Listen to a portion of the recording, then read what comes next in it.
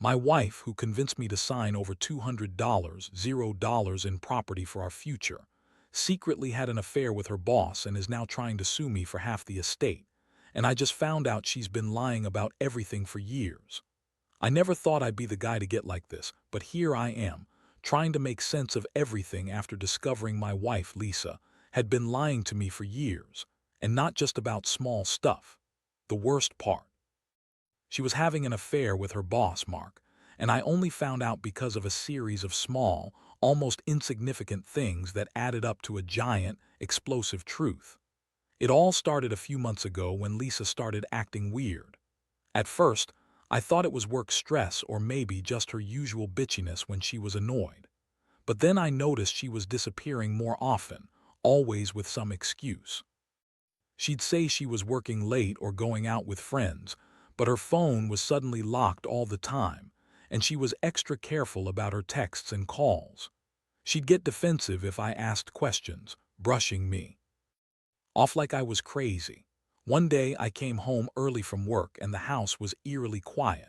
I expected her to be in her usual spot in the living room, scrolling through her phone, but she wasn't there.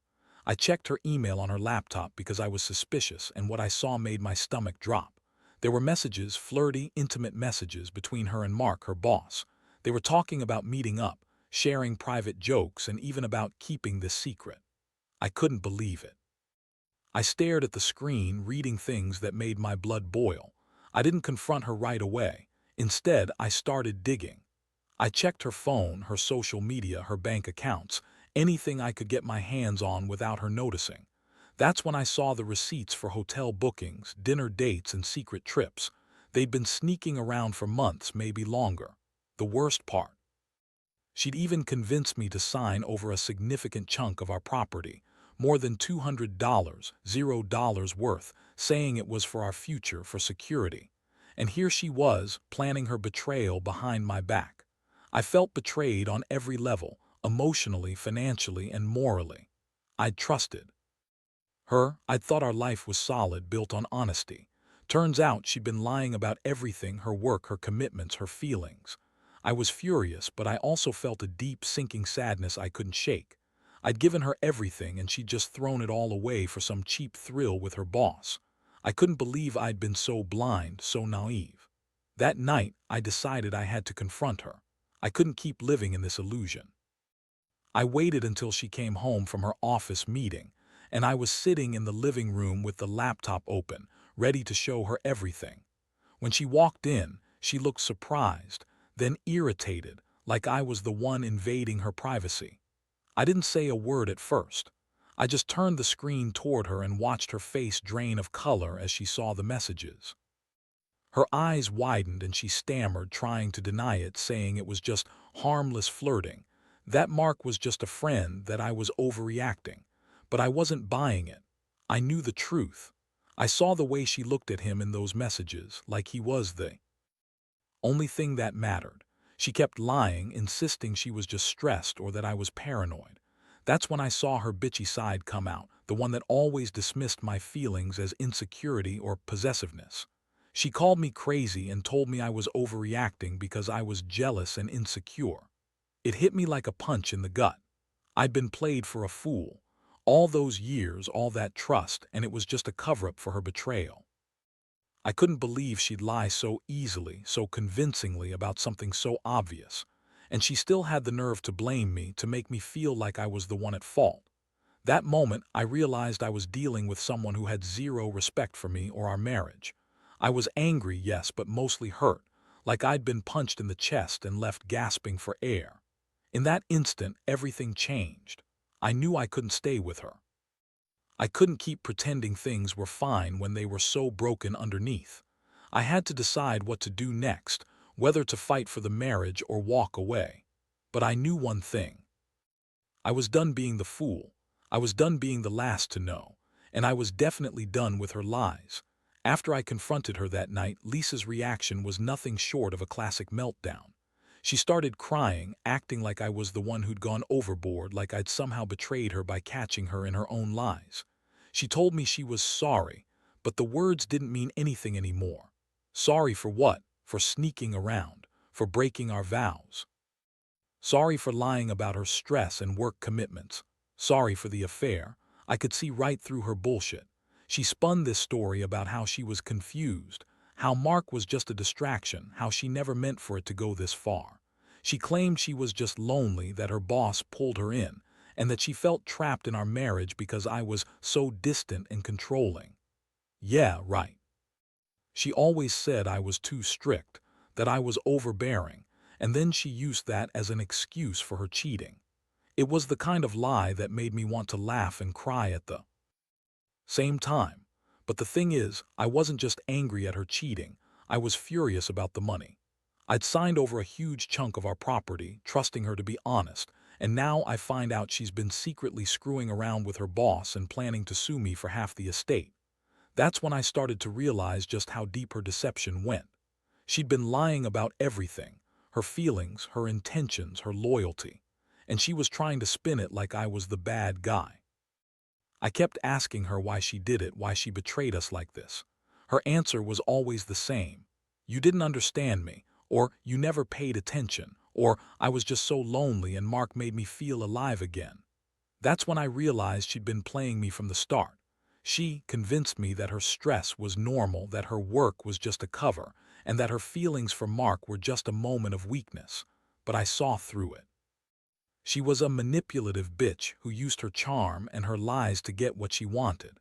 The hardest part was the financial betrayal. I had trusted her with our future, with our savings, with everything. I thought I was making a smart move by signing over that property. Turns out, she saw it as an open door to do whatever she wanted. She'd been planning her escape, her affair, her legal battles, all behind my back. I felt like I'd been robbed, not just of my wife, but of my security. That's when the anger started boiling over. How could she do this to me? How could she lie so convincingly, so effortlessly? In the days that followed, I started to piece things together.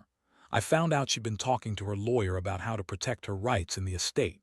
I caught her in little lies about her whereabouts, about her meetings. She'd come home late, smelling like perfume I didn't recognize, with a guilty look that screamed she'd been somewhere she shouldn't be. I even found hotel receipts hidden in her purse, proof that she'd been sneaking around. The emotional toll was brutal.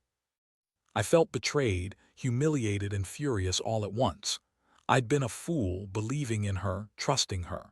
And now I was left with a mountain of questions and a sense of loss I couldn't shake. I started to wonder if I'd ever really known her at all, or if I'd been living with a lie for years. Every time I looked at her, I saw the woman I thought I married, except now I knew better. She was a manipulative, lying, cheating bitch, and she'd been using me all along. At some point, I realized I couldn't just pretend none of this had happened. I had to decide whether to fight for the marriage or cut my losses. But deep down, I knew the trust was gone, completely shattered. I couldn't fix what was broken. I felt like I was drowning in a sea of deception and betrayal, and I didn't see a way out that didn't involve pain. Still, I knew I had to do something. I had to protect myself, my future, and whatever was left of my dignity. I wasn't going to let her walk all over me anymore. Not after finding out she'd been lying about everything, her feelings, her fidelity, her intentions. I was done being the fool in her game. After that night of confrontation, I knew I had to act fast. I could let her keep pulling the wool over my eyes. I started gathering evidence, screenshots of her texts with Mark, the hotel receipts, bank statements showing her secret expenses. I also reached out to a lawyer I found through a friend, someone who specialized in divorce and asset protection. I wanted to be prepared, not just for a breakup, but for her legally trying to take half of everything I'd worked for. I was furious, but I also felt a strange clarity. I realized I couldn't trust her anymore, and I definitely couldn't stay married to someone who'd lied to me for so long. That's when I started planning my revenge, not in some petty way, but in a way that would hit her where it hurt, her ability to keep everything she'd betrayed. I decided I'd fight her in court, challenge her claims, and make sure she paid for her lies. Meanwhile, Lisa kept up her act, playing the victim, crying about how she didn't mean for it to happen, how she was so sorry, and how she just got caught up in a moment. She told me she was sorry I was so insecure, and that she didn't want to lose everything we had built. I just looked at her and thought, "You mean everything you've been stealing from me?" I knew her game. She was trying to guilt-trip me into backing down, but I wasn't falling for it. I'd seen her true colors, and I was done being manipulated. One of the biggest shocks came when I found out she'd already hired her own lawyer, trying to set up a legal battle over the estate. She claimed she deserved half because she'd contributed to the property, except she hadn't contributed anything except her lies and her affair. I knew she was trying to spin a story to justify her greed, but I had the receipts. I had everything documented. I was ready to fight her in court, to show the judge how she'd betrayed me, lied about her fidelity, and tried to steal what was rightfully mine. The financial betrayal cut deep. I'd worked hard for our savings, our property, our life together. And now she was trying to take half of it because she decided her affair was more important than our vows. I couldn't believe she'd be so selfish, so ruthless. I started to see her, not as the woman I married, but as a manipulative, greedy predator who'd use her charm and her lies to get what she wanted. The emotional toll was intense. I went through waves: anger, sadness, disbelief. I kept asking myself how I'd missed all the signs, how I could been so blind. I felt humiliated, like I'd been played for a fool, and I was furious at the betrayal but also at myself for not seeing it sooner. Every time I thought about her with Mark, I felt a mix of disgust and heartbreak. How could she do this to me, to us? I'd given her everything and she'd thrown it all away for some meaningless sex and a new affair. But I refused to be a passive victim. I decided I'd fight her all the way, legally and emotionally. I started to distance myself, both physically and mentally. I told her I was filing for divorce, and I was going to fight for full custody of any remaining assets and to protect myself from her greed. I knew she'd try to spin it as me being jealous or controlling, but I didn't care anymore. Her words didn't matter, her lies didn't matter. All that mattered was that I was taking back control of my life. In the meantime, she was still trying to manipulate the situation, throwing tantrums, crying, trying to guilt me into dropping everything. She insisted she loved me, that she'd changed, that she was just confused. But I saw through her bullshit. Love doesn't cheat, lie, and try to steal your property. Love doesn't betray your trust and then pretend to be the victim. I realized I'd been blinded by her charm, but now I was finally seeing her for what she really was: a selfish, manipulative woman who'd used me for her own gain. The next few weeks were a blur of lawyer meetings, court filings, and emotional exhaustion. I was exhausted but determined. Every document I filed, every call I made, was a step toward reclaiming my life from her lies. I knew she was going to fight hard, probably try to drag everything out, but I was ready. I'd prepared myself for the worst, and I was determined not to let her win. Not this time. I'd lost my trust, my sense of security, and my peace of mind, but I still had my dignity, and I intended to protect what was left of it. The court proceedings were a nightmare, but I knew I had to see it through. Lisa's lawyer was aggressive, trying every trick in the book to paint me as the controlling, jealous husband who just couldn't handle her success. They argued that she deserved half the estate because she contributed emotionally and in raising our kids, except we didn't have kids, and her contribution was mostly her lies and her affair. I had all the evidence showing how she manipulated me financially, emotionally, and legally. From the start, I made it clear I wasn't backing down. I had the receipts, the messages, the hotel bookings, all of it. I wanted the judge to see the truth. Lisa had been planning her escape for months, using her position and her charm to get what she wanted. I also filed for full custody of our property, challenging her claims to half because she'd been unfaithful and dishonest. I knew her game was to threaten me with lawsuits and guilt trips, but I was prepared. I wasn't going to let her walk away with everything, especially not after the betrayal. The most intense part was the day of the hearing. Lisa showed up, looking her usual bitchy self, trying to act innocent and hurt, but I saw through her. Her eyes were cold when she trying to spin her lies as emotional distress and just a mistake. She claimed she still loved me, that she made a terrible mistake, and that I was jealous and insecure. I couldn't hold back my anger. I stood there and told the court how her lies had destroyed everything: our trust, our future, my peace of mind. I explained how she'd been sneaking around, planning to sue me, and how she'd manipulated her way into our property and her boss's bed. The judge listened carefully, asking tough questions, demanding proof. I handed over everything I had: screenshots, receipts, text messages. Lisa's lawyer tried to downplay it, but the judge wasn't convinced by her fake tears and flimsy excuses. It was clear that she'd been lying to everyone, including herself. The judge finally ruled in my favor, denying her claim to half the estate and awarding me full control of our assets. I felt a strange mixture of relief and emptiness. I'd won legally, but the emotional scars still weighed heavy. Lisa's reaction to losing was classic. She threw a tantrum in court, yelling about how unfair it all was, how I was trying to ruin her, and how she deserved everything because she was the wife. But the judge wasn't having any of her theatrics. I saw her face turn red with fury, but she couldn't argue her way out of the facts. I knew she'd be furious, but frankly, I didn't care.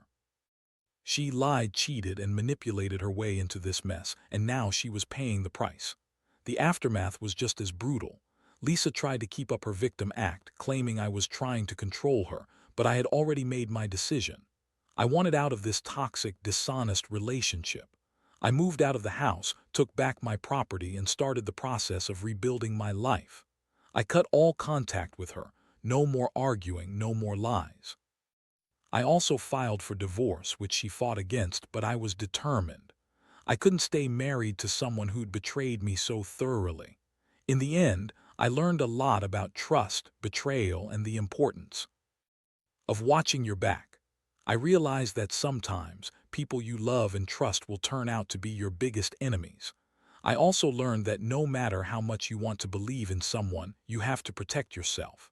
The money, the property, the emotional stability, they're all fragile, and once broken, it's almost impossible to put back together. I wish I'd seen the signs earlier, but I guess some lessons only come with a lot of pain. Now I'm just trying to move forward, rebuild what I can, and never let myself get like this again. If I could give anyone one piece of advice, it's this: trust has to be earned every day. Don't ignore the red flags, and don't let anyone manipulate you with tears or lies. Because once it's all out in the open, there's no going back. After everything settled legally, I thought I'd finally get some peace, but it wasn't that simple. Lisa kept trying to contact me, sending those manipulative texts, claiming she still loved me and begging for another chance. I ignored most of it, knowing she was just trying to guilt me into reconsidering. Honestly, I felt nothing but disgust when I saw her messages. She was still trying to spin her lies, still pretending she was the victim, still trying to control the situation. But I wasn't falling for it anymore. The truth is, I felt a strange mix of relief and emptiness.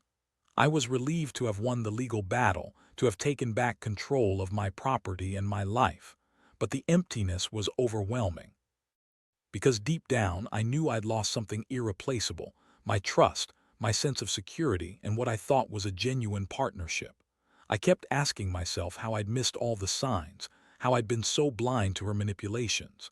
It's like waking up from a nightmare you didn't know you were in until the very end. I started focusing on myself. I threw myself into work, trying to drown out the chaos in my mind. I also took some time to reflect on what I wanted moving forward. I realized I needed to rebuild my emotional strength, to learn how to trust again, but more importantly, I needed to be smarter about who I let into my life. I couldn't afford to be naive anymore. I'd been a fool, but I was determined not to stay one. The hardest part was dealing with the residual feelings of betrayal. Every time I saw a picture of us together, I'd feel a pang of sadness, like I'd lost the woman I thought I knew. But I also knew that holding on to anger or regret wouldn't help. I had to accept what happened and focus on healing. I started therapy, which helped me process everything, especially the feelings of shame and anger I'd buried deep. Over time, I began to rebuild my confidence. I stopped second-guessing myself and started trusting my instincts again. I learned to recognize red flags earlier and to stand up for myself. It's been a long journey, but I'm finally starting to feel like I'm reclaiming my life. I still get angry sometimes, especially when I think about how she lied and manipulated me, but I remind myself that I'm better off without her. Looking back, I see this whole ordeal as a brutal lesson. I learned that no matter how much you love someone, you have to keep your eyes open. Trust isn't given freely, it's earned every day. And if someone shows you signs of betrayal, whether through lies, secrecy, or manipulation, you have to listen. Because once the trust is broken, it's almost impossible to repair. That's a lesson I'll carry with me for the rest of my life. Now, I'm focusing on moving forward. I've started dating again cautiously, and I'm trying to rebuild my sense of happiness. I know I'll always carry scars from this experience, but I refuse to let it define me. I want to believe in love again, but this time with my eyes wide open. Because if there's one thing I've learned, it's that betrayal can come from the people you trust the most.